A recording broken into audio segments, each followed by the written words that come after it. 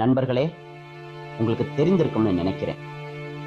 October 2ஆம் தேதி காந்தி ஜெயந்தி, மகாத்மா காந்தியின் புகழை போற்றும் நாள்.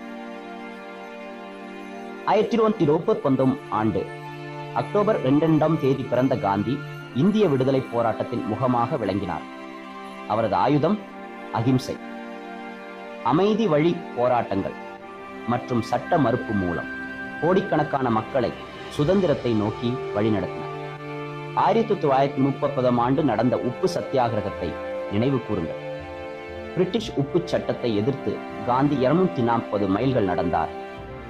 இந்த வீர செயல் நாடு தழுவிய இயக்கத்திற்கு வித்திட்டது காந்தியின் தத்துவம் வெறும் அரசியல் மட்டுமல்ல, அது இதயங்களையும் மனங்களையும் மாற்றுவதாக இருந்தது.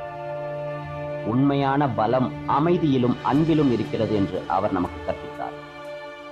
காந்தி